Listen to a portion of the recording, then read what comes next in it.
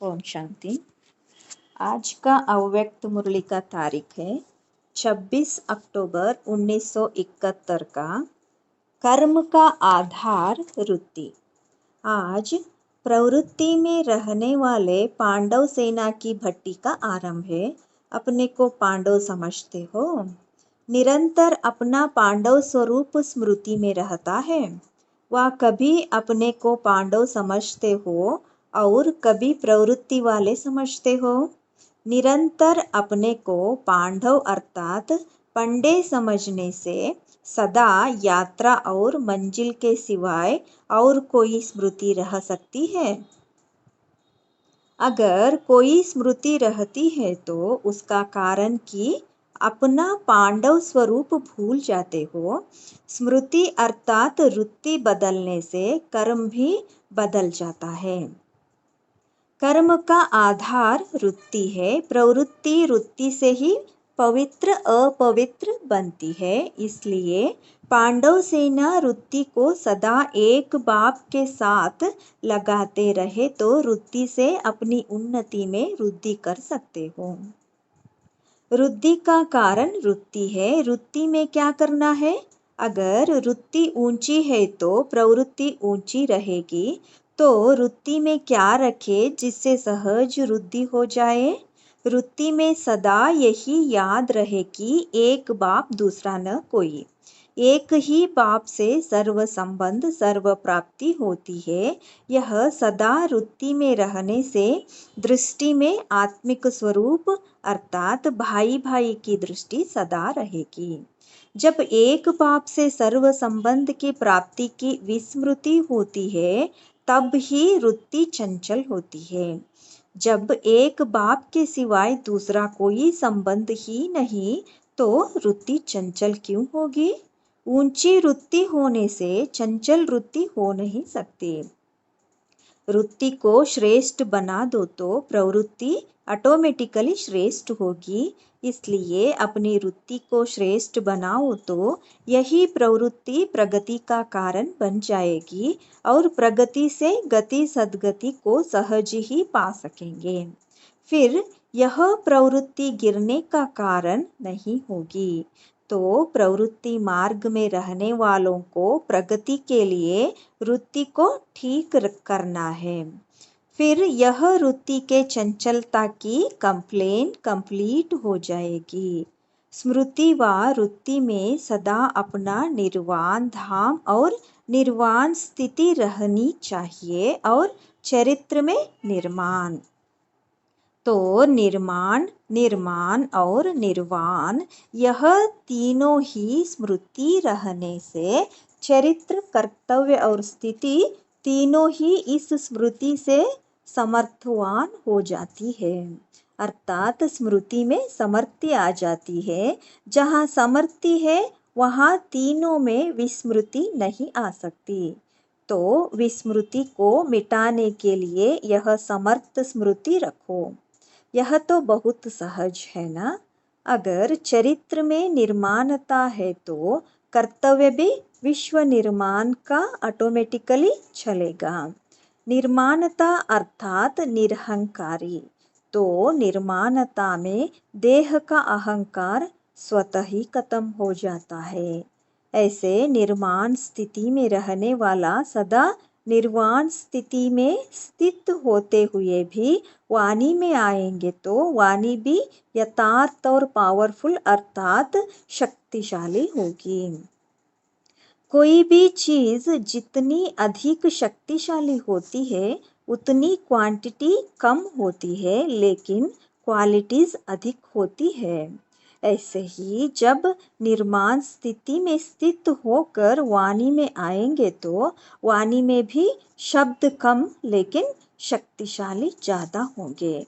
अभी विस्तार ज़्यादा करना पड़ता है लेकिन जैसे जैसे शक्तिशाली स्थिति बनाते जाएंगे तो आपके एक शब्द में हजारों शब्दों का रहस्य समाया हुआ होगा जिससे व्यर्थ वाणी ऑटोमेटिकली समाप्त हो जाएगी। जैसे सारे ज्ञान का सार छोटे से बैज में समाया हुआ है, पूरा ही सागर इस छोटे से चित्र में सार रूप में समाया हुआ है। ऐसे आप लोगों का एक शब्द भी सर्व ज्ञान के राजाओं से भरा हुआ निकलेगा। तो ऐसी वाणी में भी शक्ति भरनी है।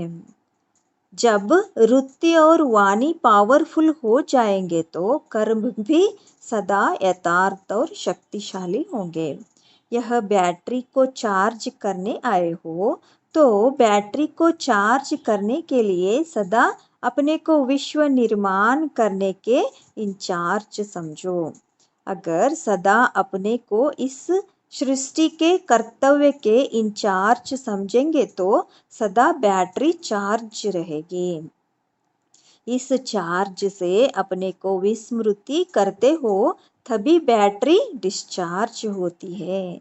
इसलिए सदा अपने इस कर्तव्य में अपने को इंचार्ज समझो और फिर अपनी बैटरी चार्ज का बार बार चार्ट चेक करो तो कभी भी संकल्प व कर्म में व आत्मा की स्थिति में डिस्चार्ज नहीं होंगे।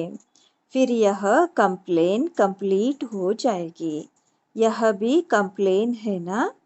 सभी में ज़्यादा यह कंप्लेन है। इसका कारण यह है अपने को सदा ऐसे श्रेष्ठ कर्म के इंचार्ज नहीं समझते हो। जो कर्म में करूँगा मुझे देख अन्य करेंगे, यह तो है ही, लेकिन यह स्लोगन और गुह्य रूप से कैसे धारण करना है वह समझते हो। इस पांडवों की भट्टी के लिए यह गुह्य स्लोगन आवश्यक है। वह कौन सा? जैसे यह स्लोगन सुनाया कि जो कर्म मैं करूँगा मुझे देख और करेंगे, वैसे ही जो मुझे निमित्त बने हुए आत्मा की वृत्ति होगी वैसा वायुमंडल बनेगा। जैसी मेरी वृत्ति वैसा वायुमंडल। तो वायुमंडल को परिवर्तन में लाने वाली वृत्ति है। कर्म से वृत्ति सूक्ष्म है। अभी सिर्फ कर्म के ऊपर ध्यान नहीं देना है, लेकिन वृत्ति से वायुमंडल को बनाने का इंचार्ज भी मैं हूँ। वायुमंडल को सतो प्रधान कौन बनाएगा? आप सभी निमित्त होना। अगर यह स्लोगन सदा स्मृति में रहे तो बताओ फिर वृत्ति चंचल होगी। बच्चा भी चंचलता कब करता है? जब फ्री होगा। तो वृत्ति भी चंचल तब होती है जब वृत्ति में इतने बड़े कार्य के स्मृति कम है। अगर कोई अति चंचल बच्चा बिजी होते भी चंचलता नहीं छोड़ता है तो उसका और क्या साधन होता है? यही कंप्लेन अभी तक भी है कि वृत्ति को याद में व ज्ञान में बिजी रखने की कोशिश भी करते हैं, फिर भी चंचल हो जाती है। तो ऐसा को क्या करना है? उसके लिए जैसे चंचल बच्चों को किसी न किसी प्रकार से कोई न कोई बंधन में बांधने का प्रयत्न किया जाता है, चाहे स्थूल बंधन, चाहे वाणी द्वारा कोई न कोई प्राप्ति का आधार देकर उनको अपने स्नेह में बांधा जाता है। ऐसे बुद्धि को व संकल्प को भी कोई न कोई बंधनों में बांधना पड़ेगा। वह बंधन कौन सा? जहाँ भी बुद्धि जाती है उसको पहले चेक करो। चेक करने के बाद जहाँ संकल्प व वृत्ति जाती है उसी लौकिक व देहधारी वस्तु को परिवर्तन करते हुए इन देहधारी व लौकिक वस्तु को तुलना में अलौकिक अविनाशी वस्तु स्मृति में लाओ। जैसे कोई देहधारी में वृत्ति चंचल होती है, जिस संबंध में चंचल होती है वही संबंध का प्रैक्टिकल अनुभव अविनाशी बाप द्वारा करो।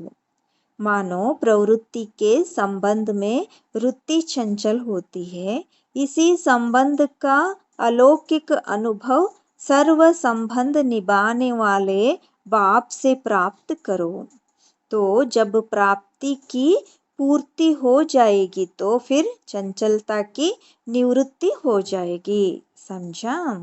अगर सर्व संबंध और सर्व प्राप्ति एक बाप द्वारा हो जाए तो अन्य तरफ बुद्धि चंचल होगी।